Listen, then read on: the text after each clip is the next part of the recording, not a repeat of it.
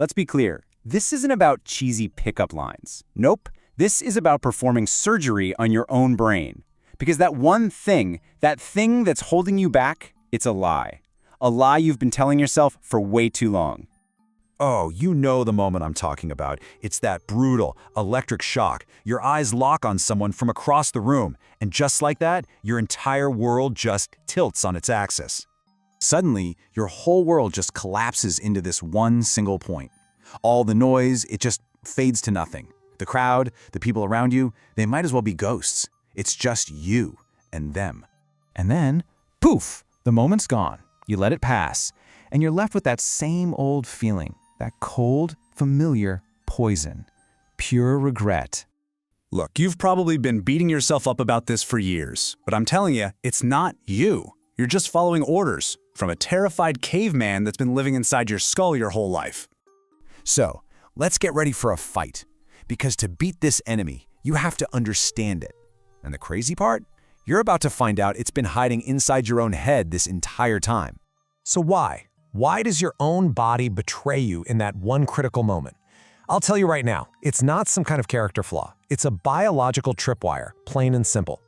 All right, it's time to meet the culprit. It's called your amygdala. Think of it as this ancient paranoid alarm system that saved our ancestors from, getting eaten by saber-toothed tigers. The problem is, it thinks getting socially rejected is just as deadly. So get this, while you're just worried about maybe looking a little foolish, your brain is screaming, "We are about to be eaten." It's a glitch, a bug in your own source code. And today, we're going to learn how to hack it. See, you can't fight your brain with more thoughts. That's a losing battle. You have to fight it with physics, with action. We're talking about a launch sequence that shuts down the sabotage before it can even begin. The second you hesitate, you've already lost. You have a 5-second window. That's it. Before that impulse to act just dies. So you don't think, you count. 5, 4, 3, 2, 1, go. Your feet are moving. This isn't a choice, you hear me? It's a direct command to your body. But hold on, you've won the first battle, sure, but you haven't won the war, not even close. Because as you're walking over there, that little voice in your head is absolutely screaming at you. And this next trick, well, this is how you shut that voice up for good. Okay, this is the mental override. You're about to learn how to find and flip a single switch inside your mind. A switch that instantly turns raw terror into pure rocket fuel. You've been taught your whole life that confidence is something you're either born with or you're not. Well, guess what? That was a complete lie. Confidence isn't some magical trait. It's a trick, a learned skill. So check this out. Researchers at Harvard, they figured out that the physical feeling of anxiety is identical, one-to-one with the feeling of excitement. The only thing that's different is the label you put on it. So when your heart starts pounding, you stop saying, "I'm so nervous." You literally say out loud, "I'm so excited." You are relabeling your fear and hijacking it, turning it into pure power. Okay, but listen up. All the confidence in the world isn't going to save you if you make one critical mistake. I'm about to share the secret to connection that almost everybody gets completely wrong. What's your first instinct? It's to prove yourself, right? To list off your accomplishments, to put on a show for their approval? Let me be crystal clear. This is the single deadliest mistake you can possibly make. Just think about it this way. When you're performing for someone, you're putting up a wall between you. But when your goal is discovery, when you genuinely want to find out who they are, you're not building a wall, you're building a bridge. It's simple, really. You just have to flip the camera around, make them the star of the show. Ask questions that start with that one powerful word, you.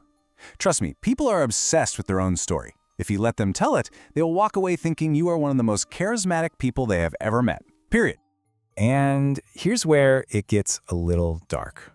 So you have the physical move, you've got the mental switch, you even have the conversational key. But you know what?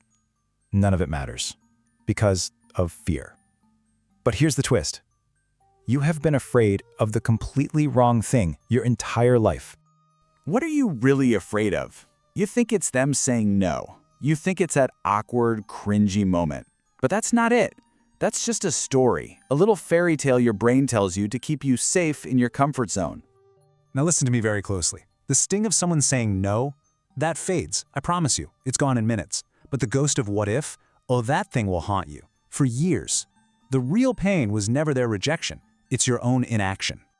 You see, every single time you stay silent, you're the one doing the rejecting.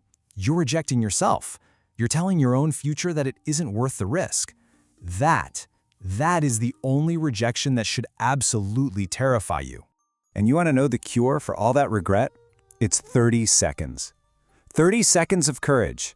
That is literally all it takes to silence that ghost of what if for the rest of your life. Because here's the final secret. The person you like isn't waiting for you to be perfect. They don't want your polished lines or some flawless performance. They're just hoping, maybe, to meet someone real. The awkward you, the excited you, the real you.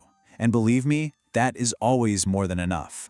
Subscribe to Clarifox, new psychology secrets every week.